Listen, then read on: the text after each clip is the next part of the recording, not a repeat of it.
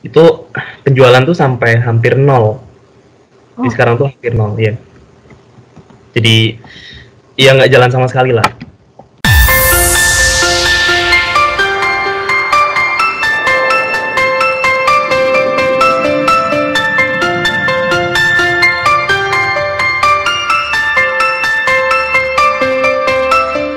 halo semuanya, Assalamualaikum warahmatullahi wabarakatuh. Selamat pagi, siang, sore, malam, kapanpun kalian nonton video ini. Selamat datang di channel kita HM Ekonomi Islam Universitas Diponegoro di segmen kita Bilimit Bincang 5 Menit. Sebelum kita masuk ke topik pembicaraan, mungkin kita nggak pakai perkenalan diri dulu ya, karena di episode sebelumnya, episode pertama 1 dan 2 aku juga udah perkenalin diri. Jadi buat kalian yang mau kenal aku bisa lihat di episode pertama dan kedua gitu teman-teman. Nah, di segmen Bilimit ini di episode pertama dan yang kedua kita kan udah ngebahas tentang bagaimana kita memulai bisnis dan bagaimana kita berbisnis di pandemi. Nah, yang namanya bisnis itu pastinya ada titik di mana kita jatuh, di mana kita juga ada di bisa dibilang titik puncak. Nah, kali ini aku mau bahas topik tentang titik terendah dalam berbisnis gitu. Dan pastinya seperti biasa di segmen ini aku nggak sendirian. Kali ini aku ditemenin sama Kak Hamam. Halo Halo. Kak Hamam. Halo. Halo yang nggak bisa lihat. Ya, gimana kabarnya Kak Hamam? Alhamdulillah kemarin sempat sakit. Oh gitu, iya Kak, emang lagi musimnya sakit deh kayaknya. Iya makanya. Aku Jaga juga baru kesehatan aja sembuh. lah ya. Bener banget, bener banget.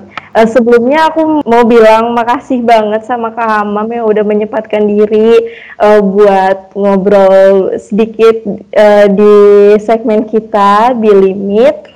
Oh iya, mungkin kita kenalan dulu nih sama Kak Hamam. Kak Hamam sekarang Kak Hamam dari angkatan berapa? Terus sekarang kesibukannya apa aja? Oke. Perkenalkan, nama aku Ahmad Omar Karim.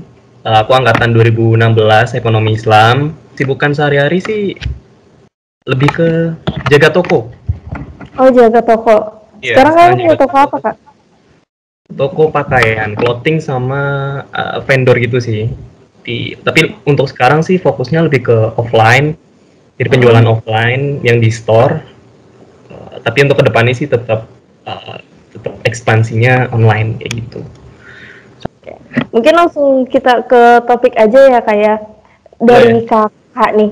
Kan waktu itu kakak sempat sebagai mahasiswa sempat ngediriin bisnis gitu ya, Kak. Dan sekarang juga bisa dibilang lagi ngejalanin juga gitu kan. Nah, di bisnis itu kan pasti dimana kakak ada yang namanya mulai, terus abis itu di ngejalanin bisnis itu sendiri, terus ada titik di mana kakak juga turun dan kakak tuh juga bisa dibilang naik juga gitu. Nah, aku tuh pengen nanya sama kakak, hal yang paling pernah kakak alamin gitu, hal terberat banget gitu dalam kakak selama berbisnis, bisa dibilang itu tuh sebagai kayak titik terendah kakak gitu.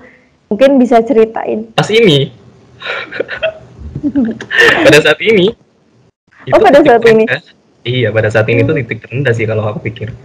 Maksudnya, ya bukan cuma aku sih kalau aku bilang. Pasti semuanya juga ngalamin, entah itu berdampak langsung atau nggak langsung. Cuman aku ngerasa bahwa tahun ini, bahkan maksudnya dari tahun kemarin dan tahun ini, yang lebih parah, entah bilang lebih parah sih. Maksudnya belum ada pembaikan ya, belum ada kebaikan. Itu worst banget sih, jadi turun banget sampai.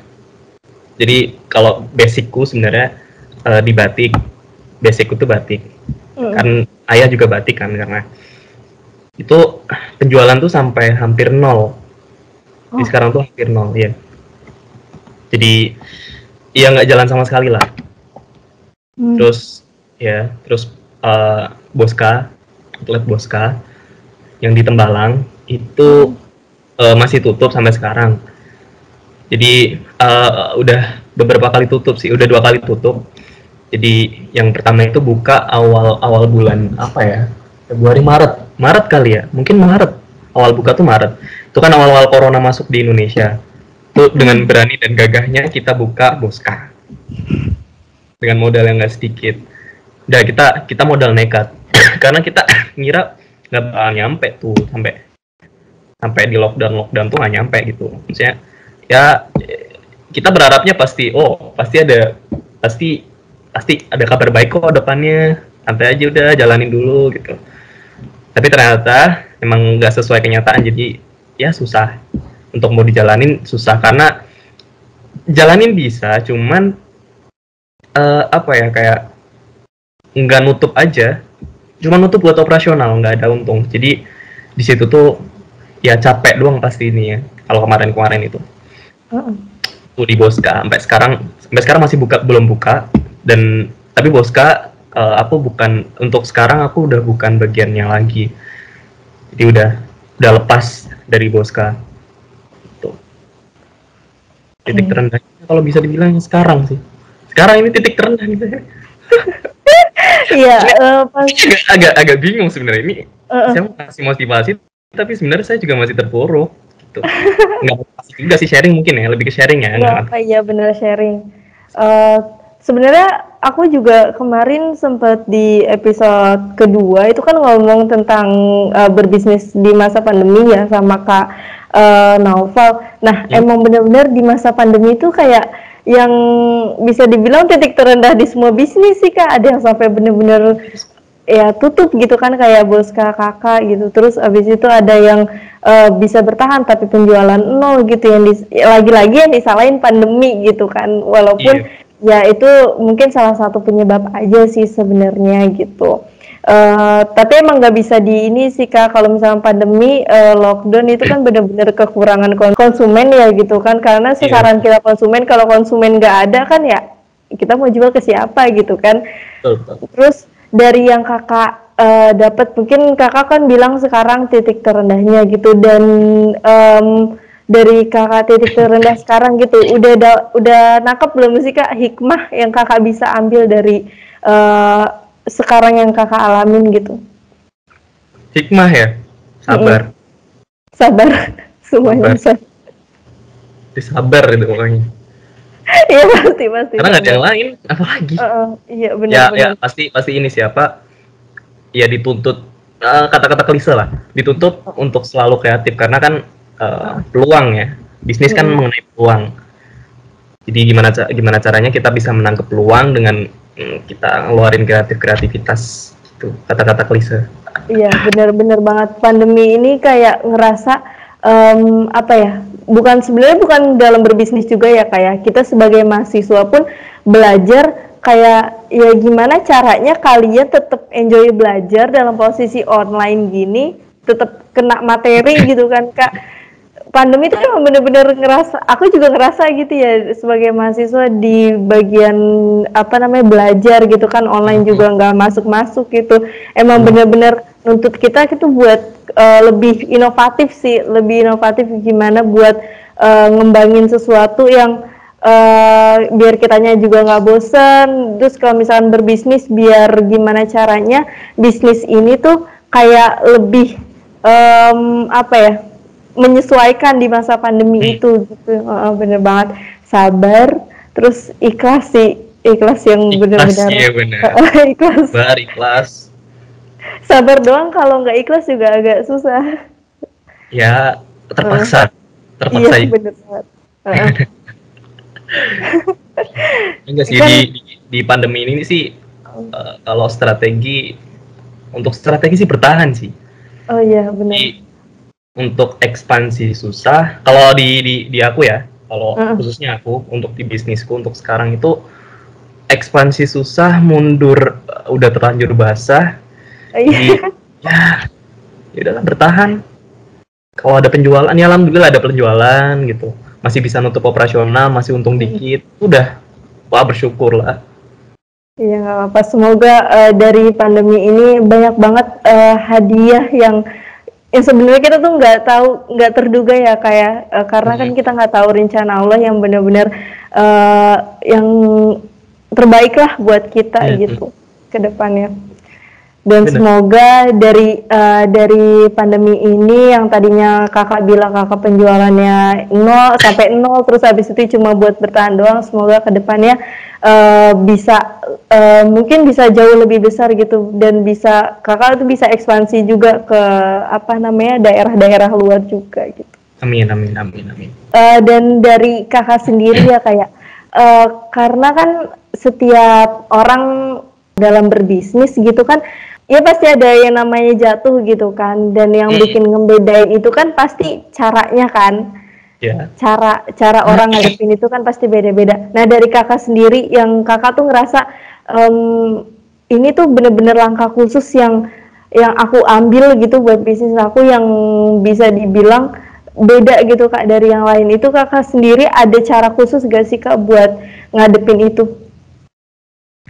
Pokoknya di masa-masa ini tuh kalau tak pikir naluri bertahan hidup sih yang bertahan, yang hidup itu ya. Jadi ini kita nih ibaratnya nggak kerja nggak makan gitu. Iya benar. Terus makan apa? Kalau nggak kerja makan apa gitu? Dan untuk mempertahankan kerja kan harus ada usaha gitu. Usaha biar jalan tuh biar pakai apa? Jadi semua ini tekanan dan keterpaksaan. Semua itu tekanan dan keterpaksaan. Maksudnya nggak ada cara khusus karena emang naluri manusia aja. Kalau misal kamu ditekan ya kamu bakal akan nyari sesuatu cara biar itu bisa lepas gitu. Karena semua orang pada dasarnya sih pengen bebas aja udah, nyaman, ya kesejahteraan. Jadi ketika kesejahteraan itu masih terkungkung atau nggak dapet, ya gimana caranya aku dapet pengen raih kesejahteraan itu. Jadi ya ngalir aja sih kalau aku sih, yang penting usaha, entah gimana hasilnya, yang penting usaha aja gitu. Dan kalau tak pikir kunci berbisnis itu adalah relasi. Jadi relasi itu kalau boleh tak bilang itu 60 bahkan mungkin 70% dari bisnis itu relasi. Kalau kamu nggak punya relasi, walaupun kamu punya modal, kamu punya kreativitas, agak susah untuk bergerak. Iya benar, penting relasi. Karena dengan relasi itu kamu bisa ekspansi atau bisa distribusiin barang minimal. Dengan kamu punya temen kan, kamu jualan danus misal nih, danus kan emang temen nih, relasi kan. Benar.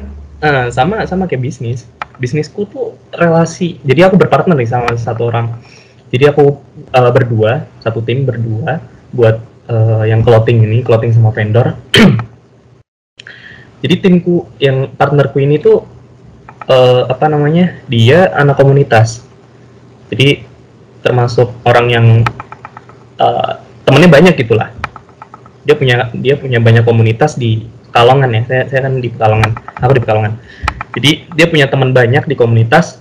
Akhirnya dia pesen baju, dia pesen pakaian di tokoku gitu. Karena emang ya komunitasnya itu mendukung. Dia punya relasi, makanya bisa jalan sampai sekarang. Kayak gitu sih. Jadi relasi itu penting banget. Penting banget. Banget, gila.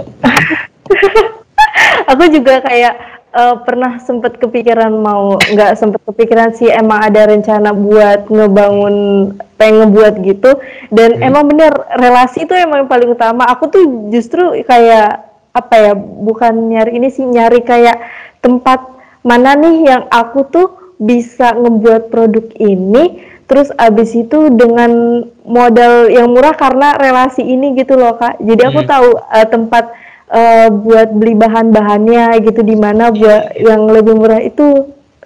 Sesimpel itu bener. Nyari bahan juga kita butuh relasi gitu. Apalagi aku di vendor nih ya. Kalau aku di vendor, vendor kan butuh penjahit, butuh tempat jual bahan yang murah dan kualitasnya bagus kan. Semua orang bukan penjual. Kualitas tinggi dan harganya juga rendah gitu. Nah, itu kan kalau kamu nggak punya komunitas, kalau kamu nggak punya relasi, itu bakal susah banget. Bisa, semua tuh bisa. Cuman kamu bakal butuh waktu yang lebih lama untuk Iya. berada di tahap itu dibandingkan dengan kamu punya relasi, gitu. Bener banget. Pentingnya relasi di bisnis. Jadi buat temen-temen kalau misalnya yang mau ngedirin bisnis ya apa ya, Punya bener-bener nyari relasi sih. Nyari relasi sebanyak-banyaknya dulu buat bagian kita beli beli bahannya biar murah gitu kan, buat promosinya gitu. Terus abis itu semakin banyak orang yang kita kenal dan mereka juga dapat relasi kan, kita juga nyari konsumen juga lebih mudah gitu. Betul. Sama luck, beruntung juga punya nilai yang lebih tuh. Beruntung. Bener. Terus sisanya observasi lah. Iya. Kamu punya produk, misal kamu mau jualan apa gitu, berarti kamu harus nyari produk yang dicari masyarakat gitu, yang dibutuhin teman-teman kamu gitu. Kayak Nopal nih, Jas tuh karena dia punya teman-teman, dia tahu bahwa ada peluang nih, aku bisa nyobain Jas karena kan misal dia pasti sidang kan butuh Jas kan kemarin kan.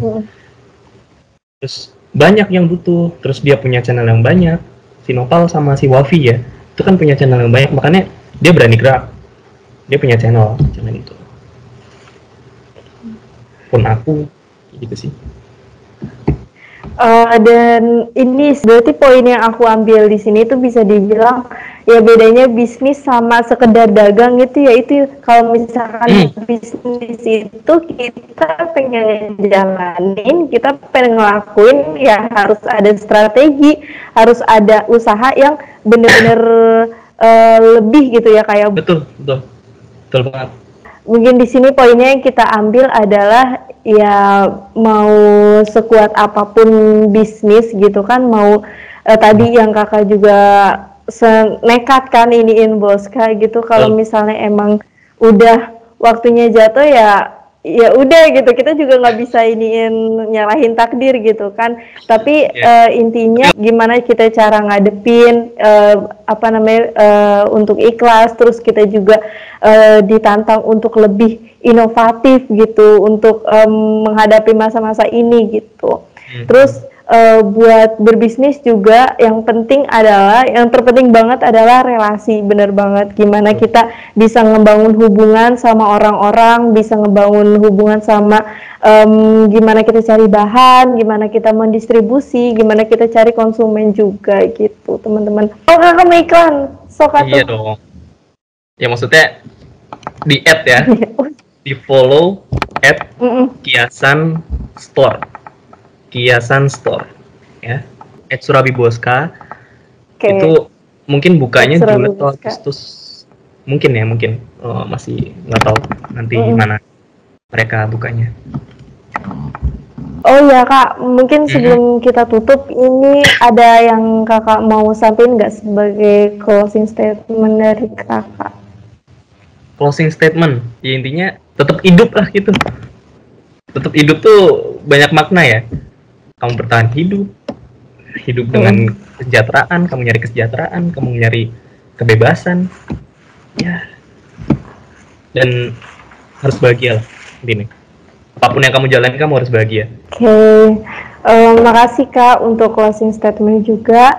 Semoga yang disampaikan sama Kak Hamam ini tadi itu bermanfaat buat kita semua, buat teman-teman semua, buat banyak orang, dan semoga ujian-ujian yang kakak lagi hadapin sekarang bisa diangkat secepatnya, amin ya rabbal alamin, dan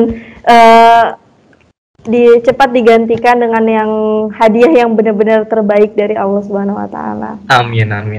Sebelum ditutup mungkin aku agak sedikit mau promosi sedikit ya. Jangan lupa teman-teman like, comment, and share video ini biar HM juga bikin video makin semangat dan pembicara-pembicaranya juga makin semangat buat ngasih sharing-sharing nih di segmen ini, dan jangan lupa subscribe channel YouTube kita HM Ekonomi Islam Universitas Diponegoro biar kalian nggak ketinggalan video-video berikutnya. Oke, mungkin segitu aja ya Kak. Aku mau ucapin makasih yang sebanyak-banyaknya. Himpunan udah kasih kesempatan buat sharing ya. Doakan semoga YouTube HM bisa dimonetisasi ya. Jadi nggak usah ada urusan lagi, bisa dapat dana dari situ, ya kan? Amin, amin ya Rabbal Alamin. Harapnya itu. Harapan semua anggota Bapak sih loh, tanpa danus. Iya. Membosankan. Bener. Danus tuh. Nggak tahu lah. Nggak apa, bagus. Oke, mungkin aku tutup ya Kak ya. Oke. Sampai jumpa teman-teman di video berikutnya. Assalamualaikum warahmatullahi wabarakatuh. Dadah. Wabarakatuh.